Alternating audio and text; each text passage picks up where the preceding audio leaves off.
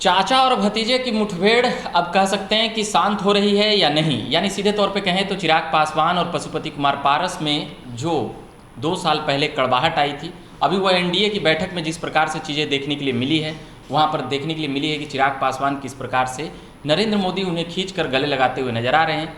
तो उन तमाम मुद्दों और बातों को लेकर जो लोजपा की 2 पार्टी है, लोजपा रामविलास और राष्ट्रीय लोक जनशक्ति पार्टी, इसको लेकर बात अभी करेंगे, बातों को समझेंगे। वरिष्ठ पत्रकार श्रीकांत प्रत्युष जी हैं। सर, जिस प्रकार से 2 लोजपा जो है, यह कह सकते हैं कि चिराग पासवान और पशुपति पारस सीधे नाम को कह करके, तो इसमें मजबूत सीधे तौर पे कहें तो अब साफ हो चुका है कि किनकी ओर भाजपा ज़्यादा झुकी हुई है। देखिए, एनडीए की जो बैठक थी उसमें दोनों शामिल थे, जी। चाचा भतीजा। प्रधानमंत्री का पैर छुआ चिराग ने तो प्रधानमंत्री ने गले लगा दिया, पीठ थपथपाई, मतलब चिराग को बहुत अहमियत दी।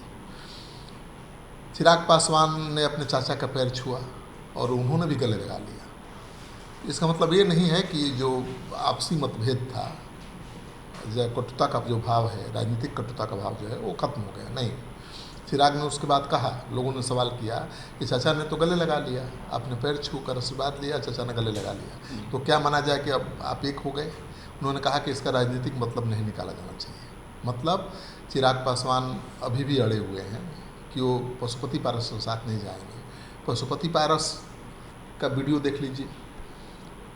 जैसे ही चिराग पासवान के बारे में किसी ने, पत्रकार ने सवाल किया, कैसे वो नाराज होकर निकल गए, तो चिराग का नाम ही नहीं सुनना चाहते। लड़ाई हाजीपुर सीट को लेकर ज़्यादा कड़वी हो गई है। हाजीपुर से सांसद हैं पशुपति पारस। चिराग पासवान एनडीए की बैठक में शामिल होने के पहले भी और बाद भी लगातार दोहरा रहे हैं कि हम हाजीपुर से चुनाव लड़ेंगे क्योंकि वो मेरे पिता की सीट है। मतलब हाजीपुर सीट चिराग पासवान छोड़ने के मूड में नहीं है। पर चाचा, और पशुपति पारस की मजबूरी है कि वो हाजीपुर नहीं छोड़ सकते।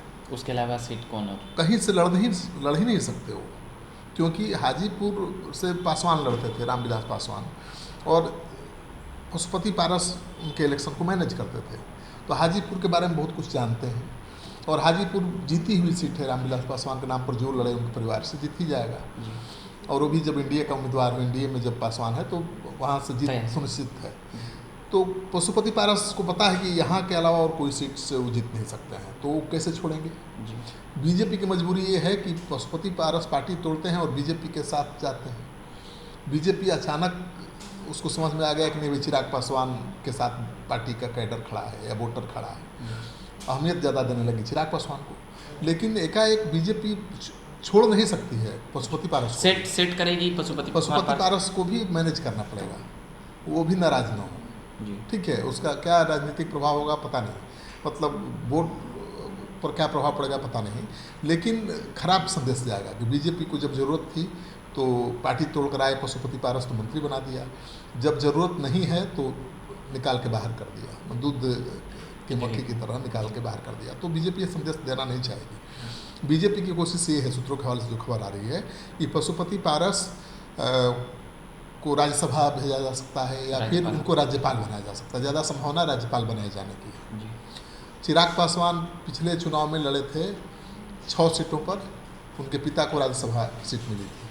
वो अभी भी 6 सीट मांग रहे हैं और राज्यसभा की सीट भी मांग रहे हैं। तो क्या ये संभव है अभी बीजेपी इस दो चाचा भतीजा के बीच सीट बांटना है जी? चिराग पासवान तो 3 और सीट पर मानेंगे नहीं, क्योंकि चाचा के पास भी तो सांसद हैं जी, 5 सांसद 5 सांसद हैं। पर 2 सांसद उसमें देखते हैं, एक बीना देवी जो वैशाली से हैं, महबूब अली कैसर कई बार मिलते हुए नजर आए हैं।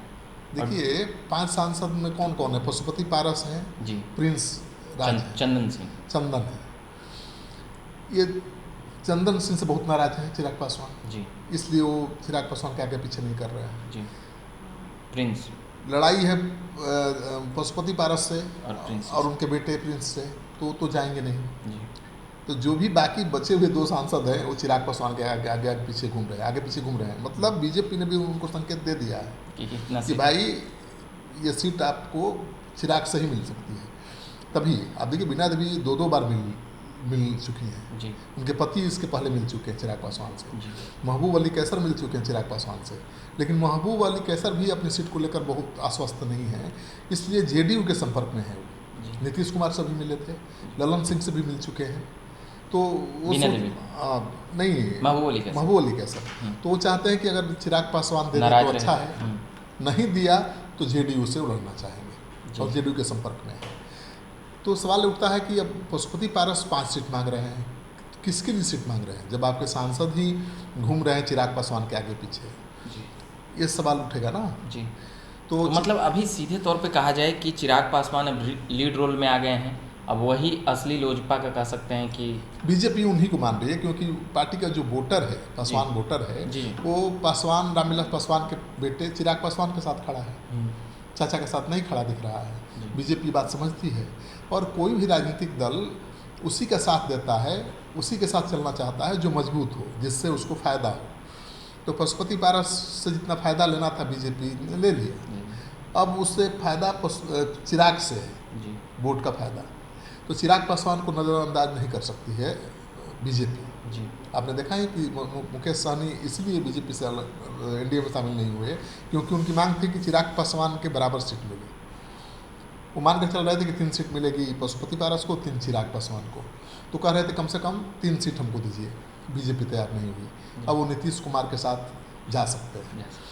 तो चिराग पासवान और पशुपति पारस के बीच झगड़ा खत्म नहीं हुआ है और ज़्यादा संभावना है कि चिराग पासवान की बात बीजेपी मान लेगी।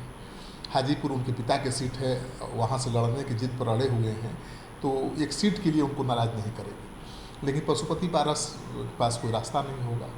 पर फिर भी पशुपति पारस एकदम अड़े हुए हैं जीत पर, वो भी अपने तरफ से अपनी बातें अड़े हुए हैं, लेकिन जीत पर अड़ने से क्या होगा? अभी तो बीजेपी के हाथ में है ना कि किसको ज़्यादा अहमियत देती है, और वो दिख रहा है कि चिराग पासवान को ज़्यादा अहमियत दे रही है। तो कोई ऐसा संभावना नहीं हो सकता है कि पशुपति पारस चल जाएं अब चिराग पासवान ही नीतीश जी के पाले में? मतलब एक संभावना। तो फिर जीतेंगे कैसे वो? जी। नीतीश के साथ जाएंगे भी तो उनको सीट तो थोड़ा मिल जाएगा हाजीपुर। हाजीपुर मिलेगा तो चिराग पासवान से लड़कर थोड़ा जीत पाएंगे वो, मुश्किल हो जाएगी ना।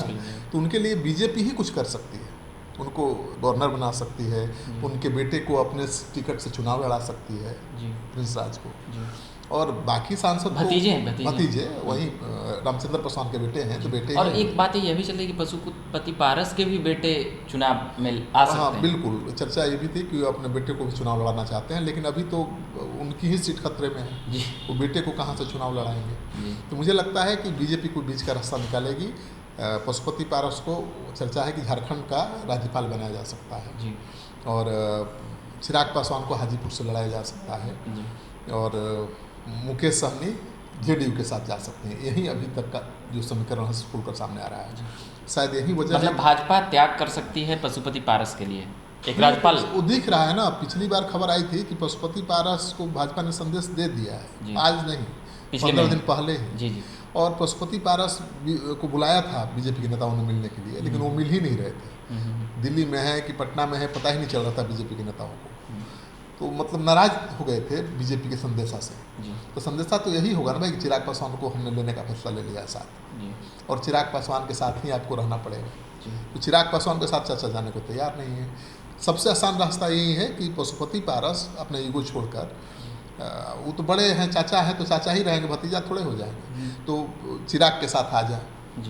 लेकिन अब ये सवाल उठता है कि चिराग पशुपति पारस को अपनाएंगे या नहीं, क्योंकि चिराग पासवान भी बहुत नाराज हैं कि भाई संकट के क्षण में जब पिता का निधन हुआ उसके बाद आपने पार्टी तोड़ दी, और फिर कैसे आपके साथ हम जा सकते हैं? तो चिराग पासवान भी जीत पड़े हुए हैं, चाचा भी जीत पड़े हुए हैं। देखिए, चाचा भतीजा की लड़ाई नहीं होती, दो दलों की लड़ाई होती तो समझौता हो सकता था, लेकिन ये घर की लड़ाई बड़ी अजीब होती है। दोनों तैयार ही नहीं है। सूर्यभान सिंह ने क्या कहा कि हमको नहीं मतलब चिराग पासवान और पशुपति पारस से, हम तो रामविलास पासवान को जानते हैं। तो रामविलास पासवान तो अब है नहीं, आपको चिराग पासवान से ही मतलब रखना पड़ेगा या पशुपति पारस से ही रखना पड़ेगा। पशुपति पारस से इससे करने का मतलब नहीं है, क्योंकि जानते हैं कि पशुपति पारस उनको टिकट नहीं दिला सकते। चिराग पासवान के साथ अभी नहीं दिखा रहे हैं खुलकर जाने का, क्योंकि चिराग पासवान के नाराज़गी के बारे में उनको पता है कि वो बहुत नाराज़ हैं। और चंदन, उनके भाई चंदन जो सांसद हैं नवादा के, उन्होंने बहुत अपशब्दों का इस्तेमाल किया था, उसको लेकर बहुत नाराज़ है चिराग पासवान। तो अच्छा, चंदन का क्षेत्र में भी अच्छा रेपुटेशन नहीं है, नवादा के लोग नाराज़ भी है तो कहा जा रहा है कि बीजेपी वहाँ चाहती है कि अपना गिरिराज सिंह लड़े, जी और बेगूसराय से आर.के. सिन्हा को चुनाव लड़ाना चाहती है। राकेश कुमार सिन्हा जो राकेश हैं सिन्हा। राज्यसभा, जी उनको चुनाव लड़ाना चाहती है बीजेपी। तो जब बीजेपी बेगूसराय से राकेश सिन्हा को लड़ा देगी, गिरिराज सिंह को नवादा से लड़ा देगी, तो सूरजभान मुंगेर। सिंह का तो सीट ही खत्म हो गया। जी। अब मुंगेर सीट बचती है। जी मुंगेर सीट को लेकर चर्चा ये है कि अनंत सिंह की अनंत सिंह पत्नी। की पत्नी नीलम देवी कभी भी बीजेपी के साथ जा सकती है। अभी अनंत सिंह पर केस हुआ है बेऊर जेल में। जी उनके वार्ड का गेट खुला रह गया था, रात भर उनके समर्थकों ने पूरा जेल वार्डन की पिटाई कर दी। जी जेल प्रशासन ने उन पर जेल ब्रेक का केस कर दिया। अरे अनंत सिंह जेल ब्रेक करेंगे? अनंत सिंह कोई ऐसा लुटेरा चोर बदमाश थोड़े हैं, ठीक है, इसके बाद- बाहुबली हैं, जी और उनकी राजनीतिक पकड़ है, उनकी बहुत संपत्ति है, जी तो छोड़कर कहाँ भागेंगे? जेल ब्रेक वो करता है ना जो कहीं भाग जाए, छुप के रहे। अनंत सिंह छुप के रह सकते हैं, और छुप के ही रहना होता तो सरेंडर को करते। जी तो अनंत सिंह ने जेल ब्रेक की कोशिश की, ये गलत बात है, ये पचती नहीं है बात। इसकी गले बात नहीं अगले लगती। अगले भाग में अनंत सिंह का पूरा कहानी सुनते हैं। बिल्कुल। तो अभी के लिए इतना ही कहेंगे। ये बात कर रहे थे चिराग पासवान और पशुपति कुमार पारस के जो आपसी जो लड़ाई चल रही है उसको लेकर तमाम बातें अभी समझा रहे थे। अभी के लिए इतना ही कहेंगे। धन्यवाद।